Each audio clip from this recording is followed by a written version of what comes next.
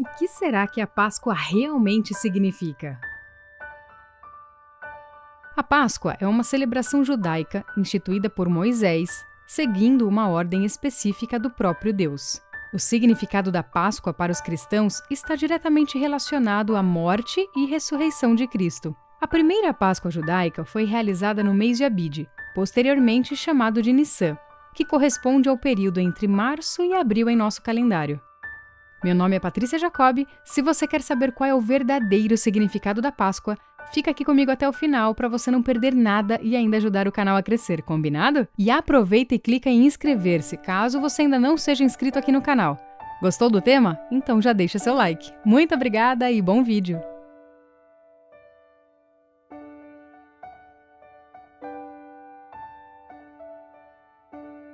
A palavra Páscoa vem do hebraico, que significa passar por cima, derivado do verbo que significa saltar ou passar. Este significado faz referência à ocasião em que Deus enviou a 10ª praga sobre o Egito. Aqui no canal nós temos um vídeo completo sobre o significado de cada uma das pragas do Egito. Tá bem legal. Assiste lá depois desse aqui, beleza? Voltando para a Páscoa, quando o juízo de Deus atingiu os egípcios, as casas dos israelitas que estavam marcadas com o sangue do cordeiro que havia sido sacrificado foram poupadas. Desse modo, o significado passar por cima transmite o sentido de poupar, ou seja, passar por cima por misericórdia. O juízo de Deus passou por cima dos israelitas. Mas para entender melhor tudo isso, vamos voltar um pouquinho na história. Cerca de 500 anos antes da instituição da Páscoa, Deus falou com Abraão acerca do futuro da sua descendência, o povo de Israel. O Senhor o avisou que os israelitas seriam peregrinos em terra alheia. Eles seriam reduzidos à escravidão e oprimidos por 400 anos. Porém, Deus também prometeu que julgaria a nação que dominaria seu povo, libertando-o da opressão. Mais tarde, José, bisneto de Abraão, foi traído por seus irmãos e vendido como escravo, e acabou parando no Egito. Depois de enfrentar muitas dificuldades, segundo o plano soberano de Deus, José se tornou o governador do Egito, ao liderar as ações que garantiram que o Egito tivesse mantimento numa época de terrível escassez. A crise levou a casa de Jacó até o Egito em busca de alimento. Então eles descobriram que José havia sido exaltado por Deus naquela terra e que ali a descendência de Abraão sobreviveria. Durante algum tempo, os israelitas viveram com dignidade no Egito, mas José e toda aquela geração morreram, e chegou o tempo em que se levantou um faraó que não conhecia José e escravizou o povo de Israel. Depois de 400 anos que os israelitas estavam no Egito, Deus levantou Moisés como libertador de seu povo. Esse processo envolveu 10 pragas que o Senhor enviou ao Egito. E foi na última praga, que consistiu na morte dos primogênitos do Egito, que foi instituída a Páscoa.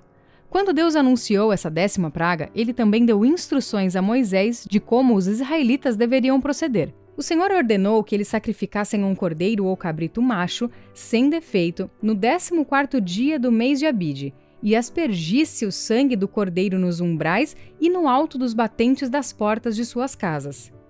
Eles deveriam comer a carne do cordeiro assada no fogo, acompanhada de pães asmos e ervas amargas. Aqui podemos fazer as seguintes observações. Os pães asmos eram pães sem levedura, ou seja, sem fermento. Eles deveriam ser comidos como lembrança da pressa durante o êxodo. As ervas amargas estavam diretamente associadas ao sofrimento e à aflição dos tempos da escravidão. O Senhor também ordenou que eles comessem com pressa e com os lombos cingidos, sandálias nos pés e cajado na mão, pois naquela mesma noite Deus passaria sobre o Egito.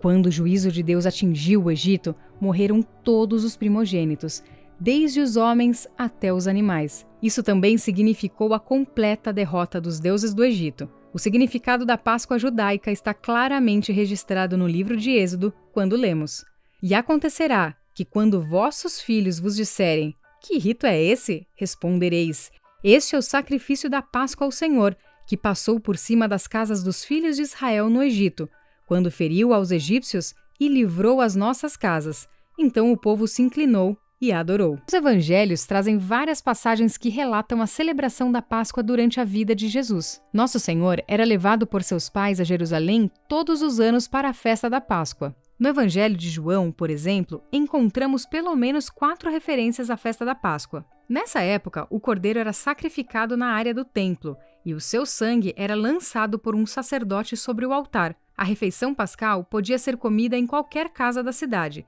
Era comum os judeus se reunirem em grupos, assim como o grupo de Jesus e seus discípulos que se reuniu no cenáculo, formando um tipo de unidade familiar.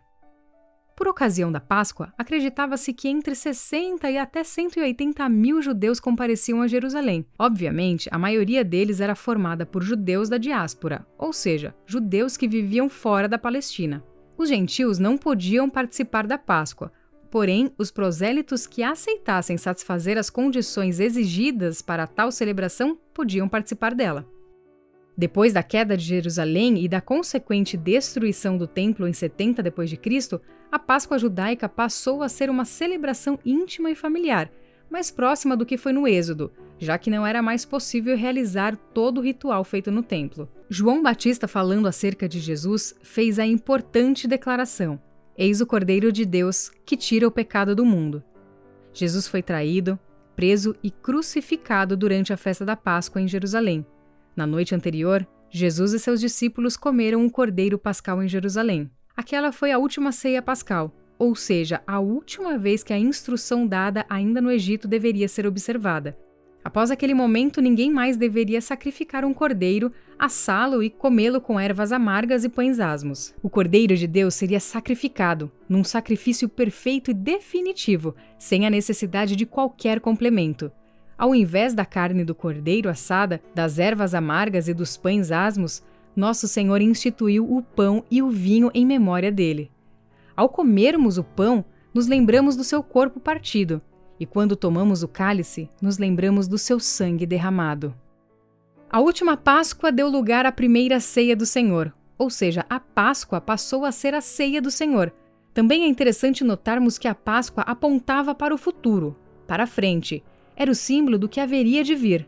Já a ceia do Senhor aponta para o passado, para trás, como símbolo da promessa que se cumpriu. Se você gostou desse vídeo, não deixe de compartilhar com seus amigos nas suas redes sociais. Me segue lá no Instagram, @desenhando.a.biblia. Muito obrigada e até a próxima!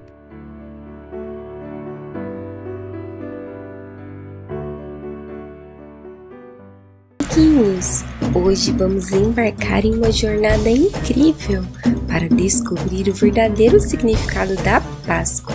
Você sabia que Páscoa não é chocolates e coelhinhos? É o quê? Tudo começou há muito tempo atrás com o povo hebreu no Egito. Eles não eram livres, eram escravos, mas Deus tinha um plano maravilhoso para libertá-los. Deus disse aos hebreus para preparar um cordeirinho especial, o cordeiro pascual, e marcar as portas de suas casas com o sangue do cordeirinho, pois o anjo ia passar pelas casas e somente as casas marcadas com sangue estariam livres da última praga. Na última ceia de Jesus com seus amigos, ele se comparou ao cordeiro pascual. Sabe por quê? Porque assim como o povo hebreu, todos nós somos escravos do pecado. Mas Jesus, o Cordeiro de Deus, veio ao mundo derramar o seu sangue para nos libertar. Na Páscoa celebramos o amor de Jesus. Ele morreu por todos nós na cruz, mas depois ressuscitou dos mortos.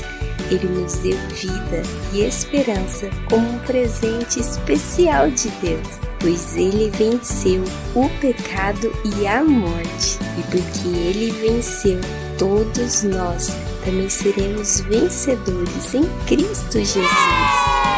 Agora vamos assistir juntos a história completa da Páscoa. Estes homens são amigos de Jesus. Eles parecem estar procurando alguma coisa. Onde vocês estão indo? Eles estão dizendo que Jesus fez um pedido inusitado. Eles estavam a caminho de Jerusalém. Jesus estava à frente, pensativo, como se algo muito importante estava para acontecer, quando de repente ele parou e disse para os seus discípulos: Vão até aquele vilarejo e pegue um burrinho que está amarrado e traga a mim. Se o dono perguntar, diga que eu preciso dele. Por que será que Jesus quer este burro? Vamos descobrir? Mas antes disso, já deixe seu like e se inscreva no canal. Amiguinhos, será que Jesus está cansado? Não, disse os discípulos. Jesus vai fazer o que os profetas disseram que o Messias faria. Na Bíblia, o profeta Zacarias disse: Vejam, seu rei está chegando. Ele é humilde e vem montado num jumentinho. Que legal! Chegou a hora de todos saberem que Jesus é o Messias. Olha, esse deve ser o burrinho que Jesus disse. Como ele é lindo! Ele ainda é bem novinho. Ninguém nunca havia montado nele. Os discípulos estão desamarrando o burrinho. Eita, este parece ser o dono do burrinho. Ele está bravo. Nossa, e agora? O Mestre Jesus precisa dele, eles disseram. Será que ele vai emprestar o burrinho para Jesus? Olha, ele ficou muito feliz em ajudar o Mestre Jesus. Eles levaram o burrinho até Jesus e colocaram suas capas em cima do burrinho para Jesus se assentar.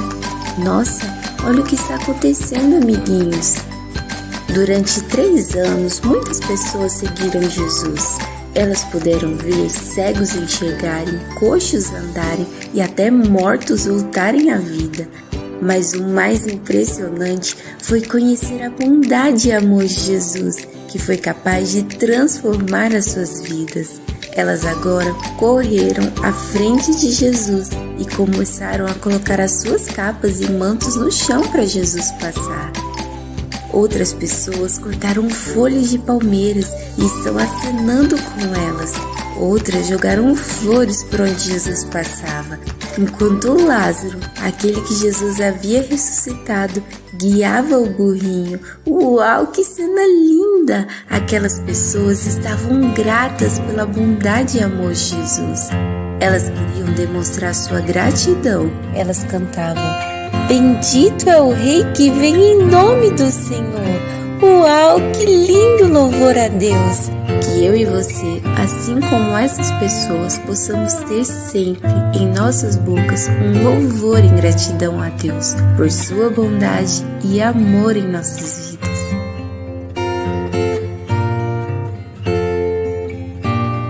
Oi, Pedro! Oi, João! Jesus pediu para Pedro e João procurarem um homem passando com um pote de água, pois ele mostraria o local onde Jesus e seus discípulos deveriam comer a ceia de Páscoa. Nossa, que sala grande! Já está tudo preparado. Temos alimentos para todos e também uma bacia com toalhas, pois naquela época as pessoas usavam sandálias e as ruas eram de terra. Assim, os pés sempre estavam empoeirados quando voltavam da rua. Por isso, era muito importante lavarem os pés antes das refeições. Pedro e João parecem estar procurando alguma coisa. O que foi, amiguinhos? Ah, eles estão procurando o servo que vai lavar os pés de todos. Não estou vendo nenhum servo por aqui. Olha, Jesus e os outros discípulos chegaram. Oi, Jesus! Oi, amiguinhos! Parece que os outros discípulos também estão procurando alguém para lavar os seus pés. Porém, todos ficam calados. Eles parecem estar mais preocupados com quem será o mais importante no reino de Deus do que com a sujeira dos seus próprios pés. Eita, que cara é essa? Nossa, olha o que está acontecendo. Jesus, sem dizer nada, tirou sua capa, amarrou uma toalha na cintura, pegou a bacia com água e está vindo em direção aos discípulos. Os discípulos estão envergonhados. Afinal, Jesus, o Messias, fazendo um trabalho de servo. um trabalho que nenhum deles quis fazer? Jesus lava os pés de um a um, com humildade e amor. Depois ele coloca sua capa e se assenta à mesa com os seus discípulos. Vocês entenderam o que aconteceu? Disse Jesus. Vocês me chamam de mestre e senhor. Vocês estão certos, pois eu sou. Agora, se eu, sendo senhor e mestre, me tornei um servo, cuidando de vocês e atendendo às suas necessidades, também quero que vocês façam aos outros exatamente o que eu fiz a vocês. Uau, que linda lição! Os discípulos nunca mais esqueceriam aquele momento. Eram os últimos momentos de Jesus antes de sua morte. Porém, ainda assim, Jesus não deixou de amar e demonstrar o seu amor. Jesus amou até o fim. Que eu e você, em resposta a esse amor, possamos amar e cuidar dos outros, assim como Ele, Jesus, nos ama e cuida de nós. Oi, Pedro! Nossa, Pedro parece triste. O que foi com você, Pedro? A última vez que te vi foi na ceia especial com Jesus e você estava muito feliz. Eita, Pedro está dizendo que algo terrível aconteceu depois da ceia. O que será que aconteceu? Jesus e seus amigos foram fazer uma caminhada num lindo jardim chamado Getsemane. Jesus pediu para que seus discípulos orassem, enquanto ele se distanciou também para orar. Ele parecia angustiado. Jesus sabia que havia chegado a hora de pagar o preço do pecado de toda a humanidade. Você sabia que o pecado nos separou de Deus e que a consequência de nos separarmos de Deus é a morte? E assim como uma folha, quando é tirada da árvore, ela seca e morre, nós também não conseguimos viver separados de Deus. E agora, os pecados de todos estavam sobre Jesus, inclusive os meus e os seus pecados. Por isso, Jesus se sentiu sozinho, longe de Deus. Sua agonia era tanta que gotas de sangue desciam de sua testa no lugar do suor. Mas Jesus nos ama e estava disposto a sofrer por nós. Uau! Um anjo veio dar conforto e esperança para Jesus. Jesus estava pronto para entregar a sua vida. Ele foi até os discípulos. Ah, não acredito! Todos vocês estão dormindo! Ei, que barulho é esse? Parece que tem pessoas vindo ao encontro de Jesus. Nossa, elas não parecem nada amigáveis. Elas vieram prender Jesus. Pedro e os outros discípulos estavam dispostos a lutarem para impedir aquelas pessoas. Porém, Jesus se entregou. Enquanto Jesus era levado para a grande casa do sumo sacerdote, Pedro seguiu Jesus de longe. Que bom que Jesus pôde contar com você, Pedro, neste momento. Parece que não foi bem assim, né? As pessoas reconheceram Pedro. Ele ficou com medo e negou que conhecia Jesus por 3 vezes. Você não deveria ter feito isto, Pedro. Você deixou Jesus muito triste. Sim, disse Pedro, eu também me entristeci. Quando olhei nos olhos de Jesus, vi que ele me amava e queria me oferecer o seu perdão. Então, saí correndo, chorando, arrependido de ter negado meu Salvador. No outro dia, os líderes e sacerdotes levaram Jesus ao governador romano chamado Pilatos. Eles contaram mentiras sobre Jesus. Pilatos não acreditou nas mentiras, mas tinha medo de desagradar os líderes. Ele deixou que seus soldados batessem em Jesus. Eles tiraram suas roupas, colocaram um manto como de um rei e uma coroa de espinhos em sua cabeça. Sabe para quê? Para caçoarem dele. Lá fora, uma grande multidão gritou: Crucifique-o! Crucifique-o!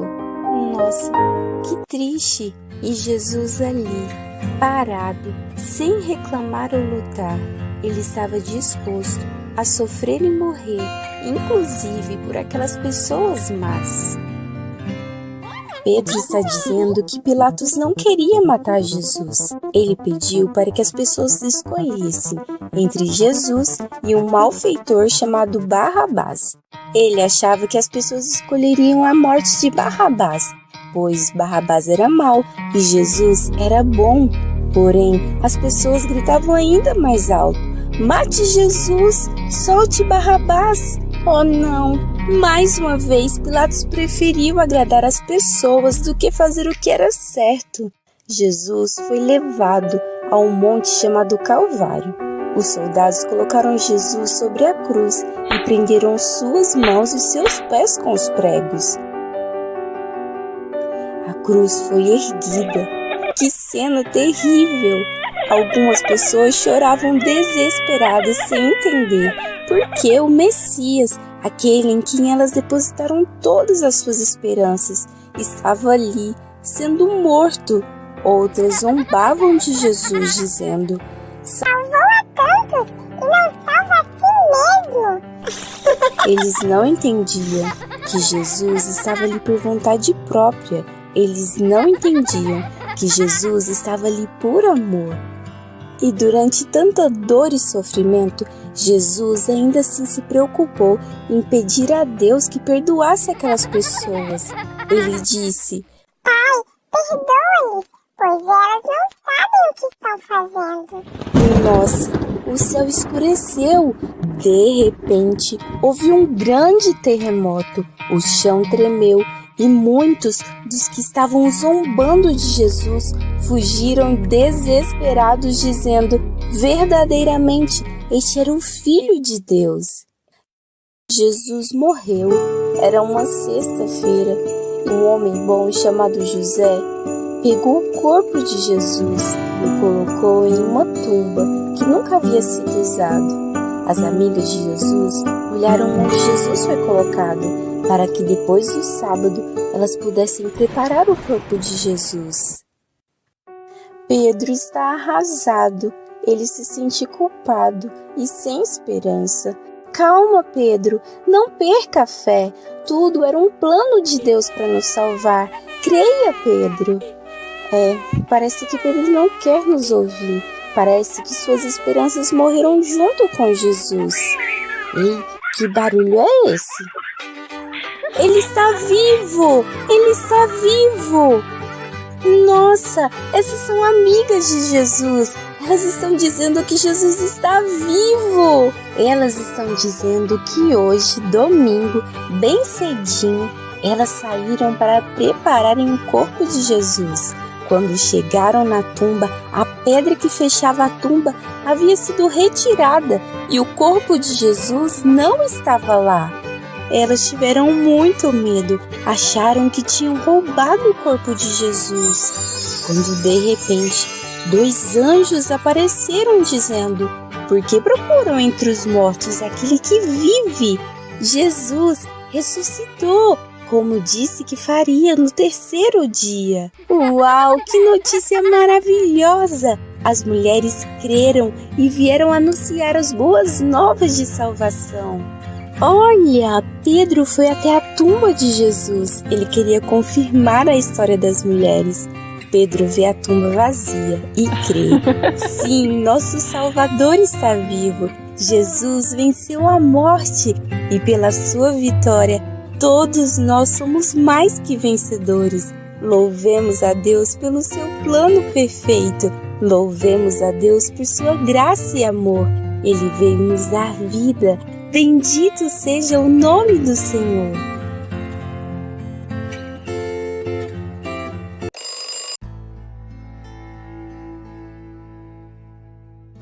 A Páscoa tem raízes profundas na tradição judaica, conforme descrita na Bíblia, especialmente no Antigo Testamento. A festa da Páscoa, ou Pesach em hebraico, É celebrada pelos judeus em memória da libertação do povo hebreu da escravidão no Egito, conforme registrado no livro de Êxodo.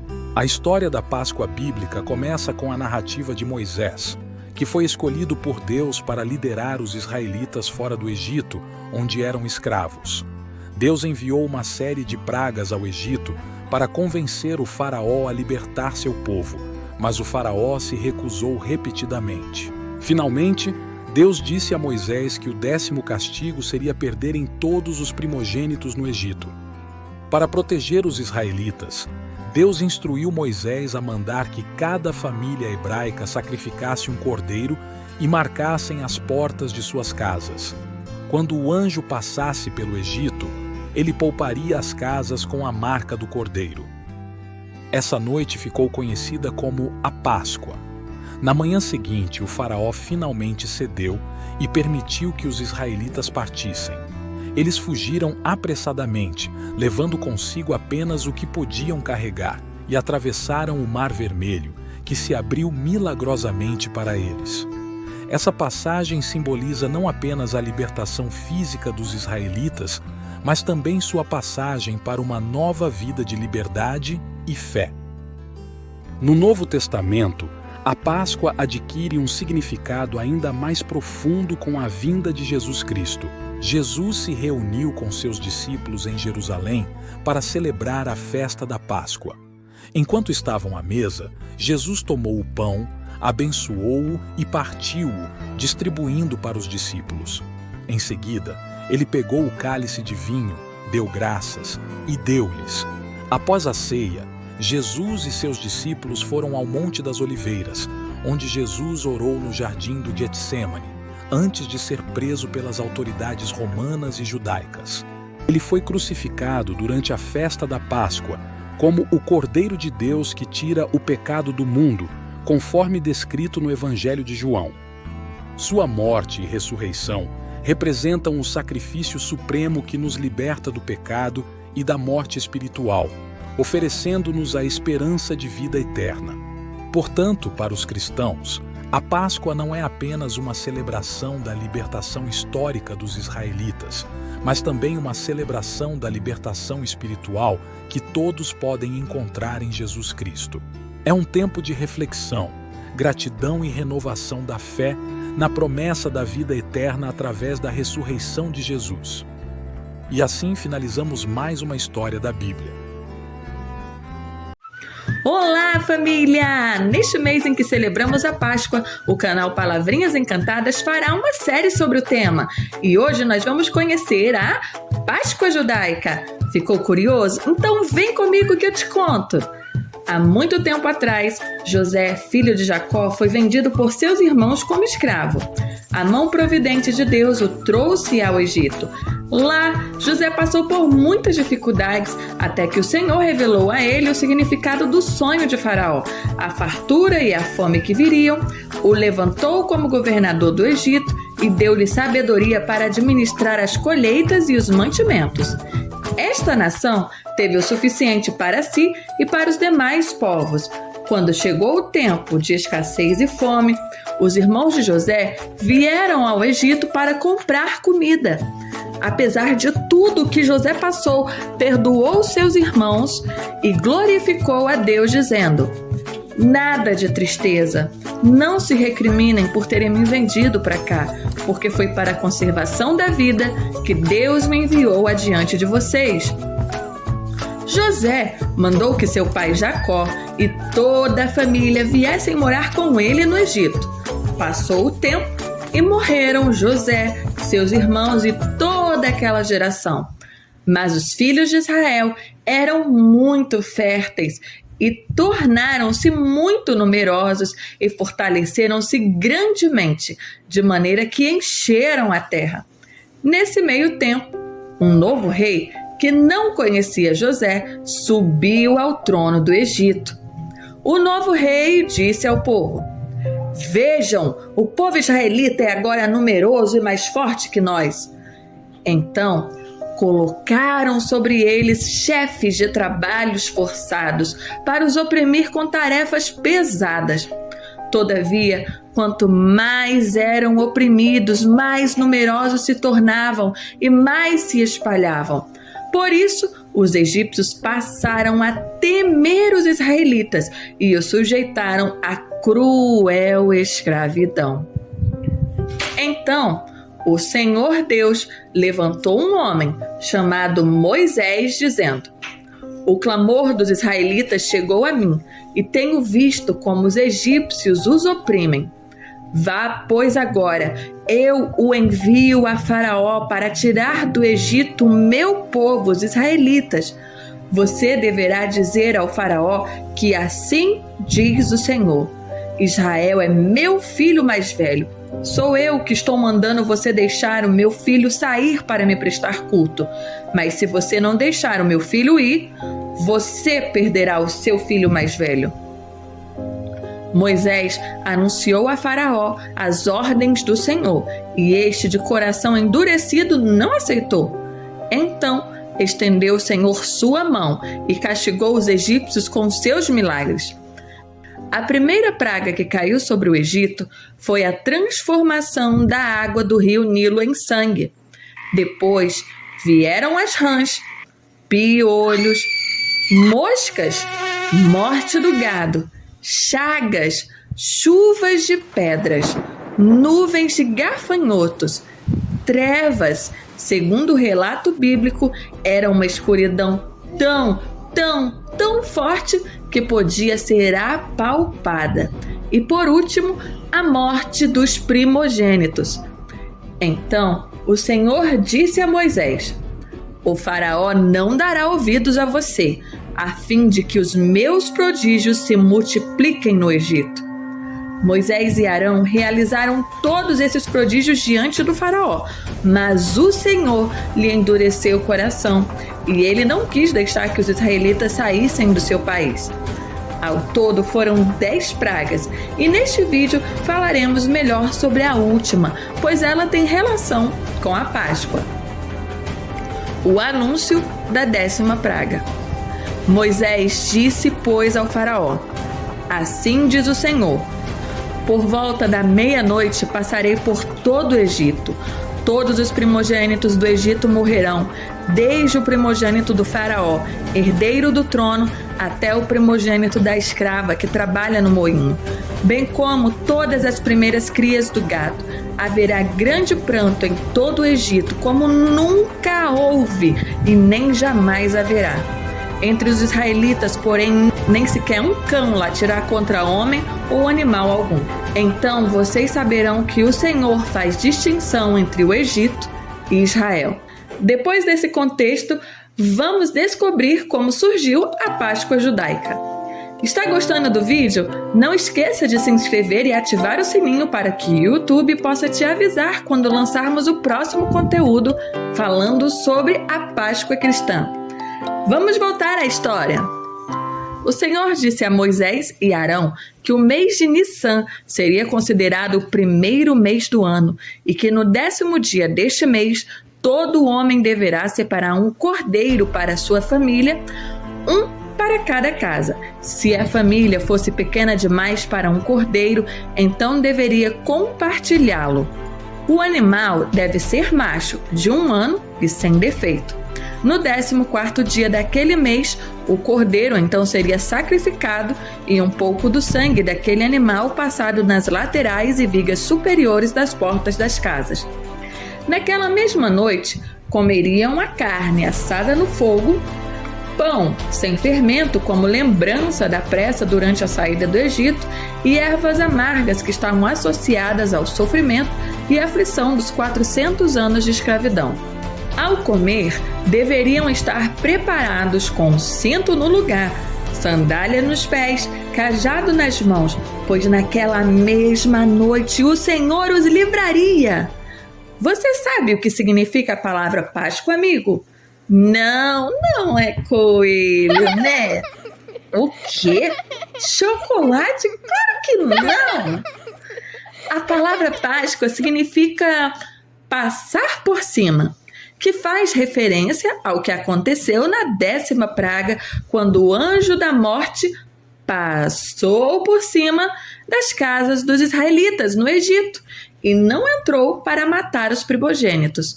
O cordeiro foi morto e o seu sangue marcou as suas casas. Deste modo, eles foram poupados. Essa parte tem uma analogia muito forte com o que eu vou te contar no próximo vídeo sobre a Páscoa cristã. Veja o que o apóstolo Paulo e João Batista disseram. O apóstolo Paulo refere-se a Jesus Cristo como sendo nosso Cordeiro da Páscoa, que foi sacrificado. João Batista disse: Eis o Cordeiro de Deus, que tira o pecado do mundo. Creio que Jesus é o Cordeiro de Deus e que ele morreu em nosso lugar. Seu sangue está sobre nós e a ira de Deus passou por cima. Falaremos mais sobre este assunto no próximo vídeo. Naquela mesma noite, o faraó mandou chamar Moisés e Arão e lhes disse o seguinte: Saiam imediatamente do meio do meu povo, vocês e os israelitas. Vão prestar culto ao Senhor, como vocês pediram. Levem os seus rebanhos, o seu gado, como tinham dito. E abençoem a mim também. Ora, o período que os israelitas viveram no Egito foi de 430 anos. No dia em que se completaram os 430 anos, todas as tropas do Senhor saíram do Egito. O significado da Páscoa judaica, quando nós lemos lá no capítulo 12, versículo 26 e 27, o seguinte: E acontecerá que quando seus filhos disserem: Que rito é este? Que ritual é este? Vocês responderão: Este é o sacrifício da Páscoa do Senhor, que passou por cima das casas dos filhos de Israel no Egito, quando feriu aos egípcios e livrou as nossas casas. Então o povo se inclinou e adorou. Gostou de conhecer mais sobre a primeira Páscoa?